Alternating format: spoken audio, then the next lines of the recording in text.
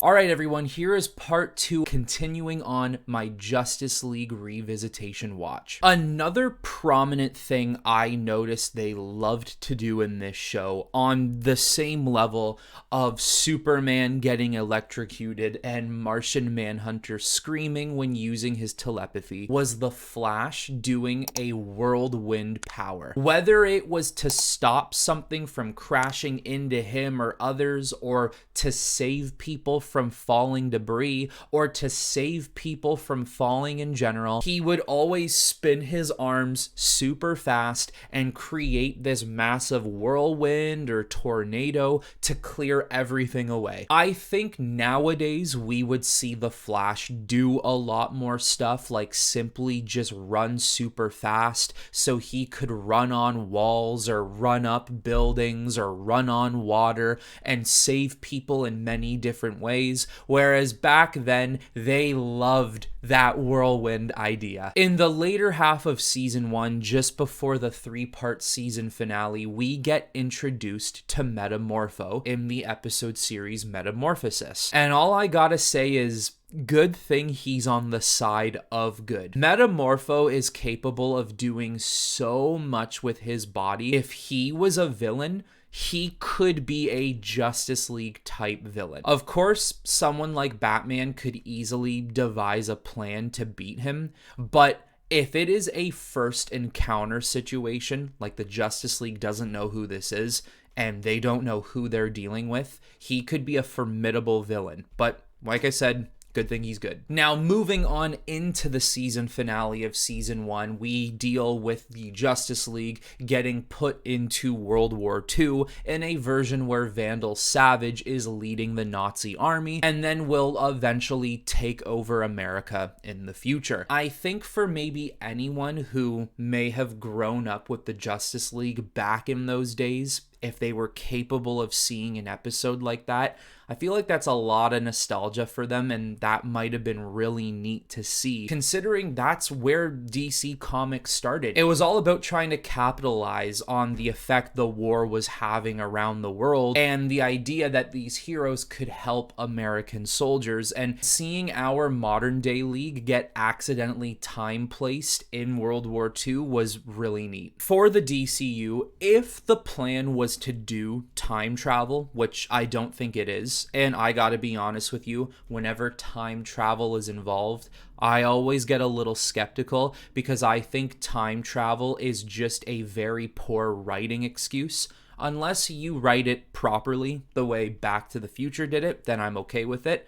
But if the point was to do time travel, Vandal Savage could be a very, very interesting villain. You could do a Vandal Savage story where it takes place in the past and maybe the League has to venture back to World War II. You could even do a Vandal Savage story where it takes place hundreds or thousands of years in the future, where maybe our League has to team up with a futuristic League. What I really liked in that season finale is how Wonder Woman met Steve Trevor in World War II. They changed the origin where Steve Trevor is not existent to her in modern day. That's not how she came to America. And I like how the meeting of Steve Trevor and Wonder Woman was purely accidental. But during their time in World War II, trying to get to Vandal Savage and repair the timeline, she basically, very briefly, has a fling with Steve and pretty much falls in love with him. And I think it really shows Wonder Woman what love is truly like, and the fact that she can love mankind. The fact that she can be there to help them without needing to feel like, do they deserve my help? And I love how the season ended with her finding him in a retirement home, and when he sees her, he remembers her. It is a fantastic, super nice moment. In the season 2 opener, it deals with Darkseid and Brainiac. Darkseid trying to play mind games with the Justice League about helping him save Apocalypse from Brainiac. We all know that at the end of the day, Darkseid's gonna turn on them. In that episode, Darkseid and Desaad have a little bit of a disagreement near the beginning. Because of that, Darkseid Omega beams Desaad's ass and disintegrates it, which is very interesting because yes, he dies in the cartoon, but if you don't know this, now you do. Darkseid is actually known for killing Desaad a lot in the comic books and always resurrecting him so he can continue to torture him. I made a Desaad character history maybe about a year and a half ago now, where I actually detail that information in the video as well. In that season premiere episode series, we also see other gods like Highfather, Lightray, and of course Orion. And many people don't know this, but Orion is actually voiced by Ron Perlman. All I could think was Ron Perlman could actually pull off a really good live action Orion. The only thing is nowadays he might be a little too old. If de-aging and deepfake technology does get really damn good, as if it already isn't, they could do that for Ron Perlman as Orion. They'll probably just go in a different direction if that character ever comes to the big screen, but I could only imagine how good of a job he would have done. That episode series also made me realize how awesome a New Gods and Old Gods movie actually would have been if we ended up getting it from Warner Brothers and DC like we were supposed to. Recently, I uploaded my top 3 anticipated DCU projects and top 3 future projects that haven't been announced but I would love to see, and one of them would have been a New Gods, Old Gods project. I won't divulge into the details here because that would just take too much time. If you want to hear what I have to say about it, link will be in the description below, but yeah, New Gods, Old Gods movie or project in general would be awesome. Now, in that same episode, considering Brainiac is involved in that series, there's a part where Darkseid takes over the mind of Brainiac and is forcing him to fight the League for him,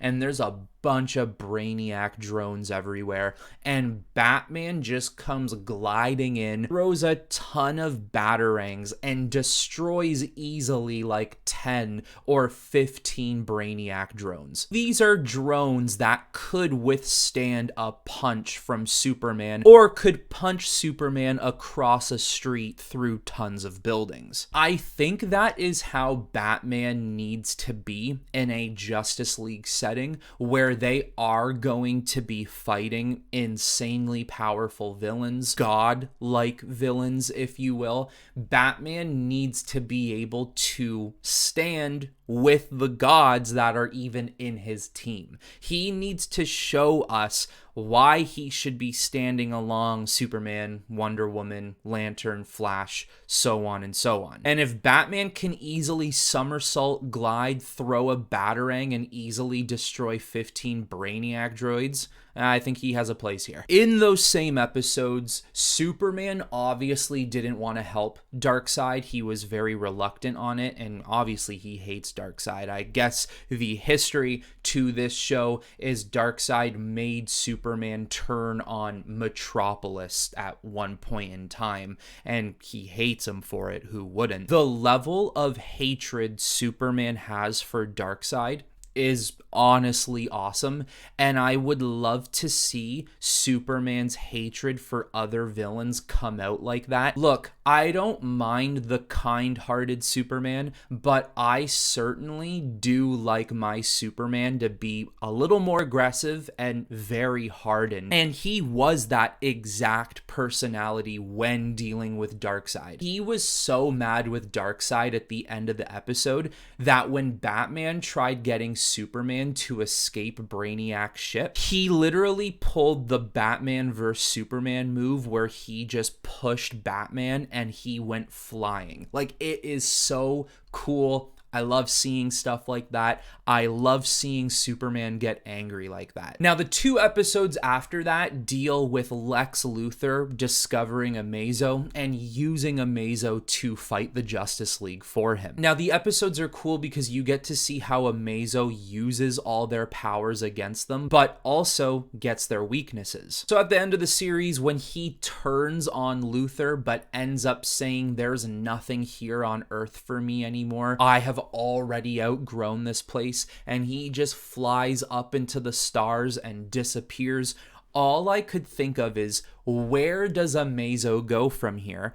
What does he learn? What does he see? What type of powers would he come back with? Because you have to imagine that Amazo, having the intelligence he has now, having the abilities from all the Justice League, he would run into other people who have powers like that, or who have more powers, who have even mystical powers or AI type of capabilities, smartening his intelligence just like a brainiac, maybe running into the gods, running into a dark side or a High Father or an Orion.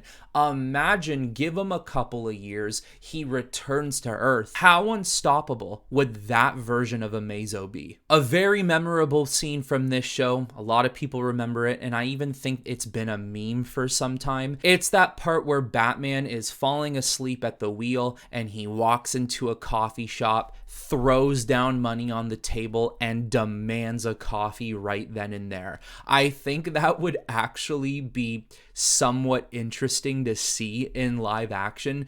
You just can't make it cheesy or cringe.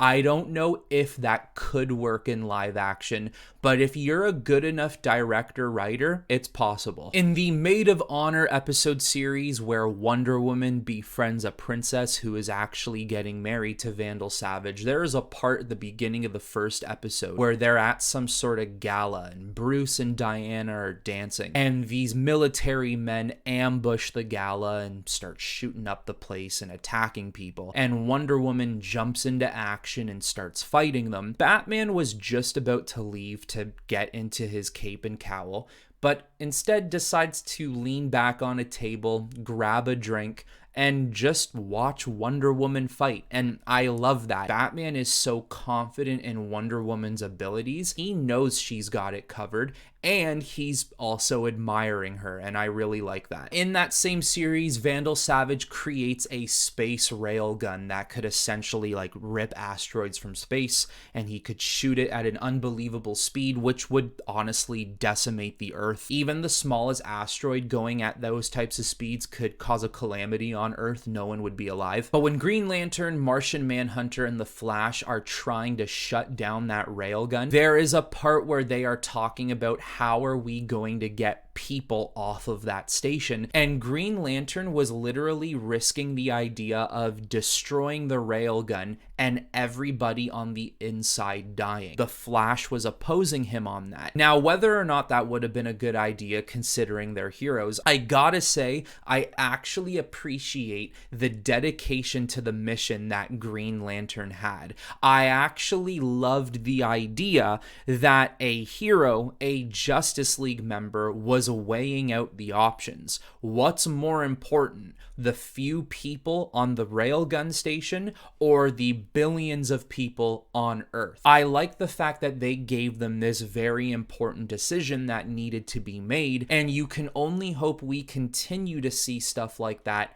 in the live action universe. And also at the end of that episode series, I love how Wonder Woman just ends up knowing Bruce Wayne is Batman. It's just a great connection to their eventual romance where she says to him, "You still owe me a dance." Just a great chemistry between those two. Now in the episode series Hearts and Minds, we run into the villain Despero, and Despero is voiced by Keith David. I'm not saying Keith Keith David would have to be Despero in a live action project. But not only is Keith David a great actor, he's a fantastic voice actor, and I would love to see him have a place in a DC Universe live action. In that episode series as well, we do see Flash and Kilowog join together to find Jon Stewart's battery in his apartment, but we also get a ton of great interactions between the two characters throughout that episode series. And I know it's very common to see the Flash and Green Lantern like another version of World's Finest with Batman and Superman, but I think there is a very underrated connection between Flash and Kilowog. Now, of course, you could probably only have that work so apparently in cartoons, but why not have that more often? And speaking of the Flash, I think this is a really big reason why Wally West is my favorite Flash, and why this cartoon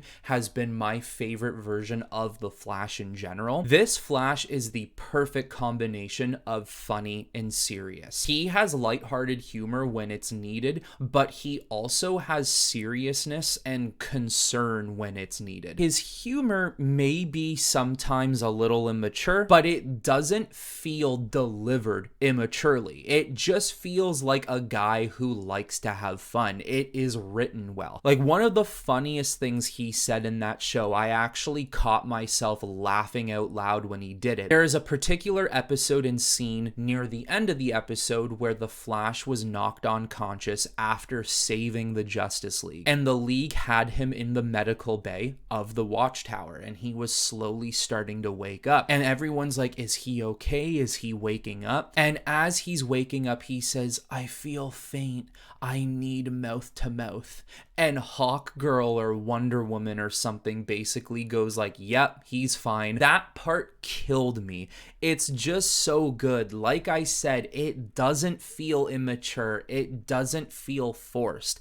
It's just who he is. But besides the Flash, another piece of writing I really liked for another character was in the Terror Beyond episode series, where we dealt with Aquaman, Dr. Fate, Solomon Grundy, and a couple of the Justice League characters. And in that episode, Grundy wanted a soul. He wanted what was taken from him so long ago. His death scene in that episode is actually very impactful. It's quite sad, and you don't just see him as a brainless zombie. You actually see Grundy as a person who so desperately wants something that pretty much everybody who is alive has. It feels very unfair for him, and you're rooting for him the entire time. And the fact that Hawk Girl holds him close to her, cries over him as he's dying, it's just a great piece of writing to get us to care about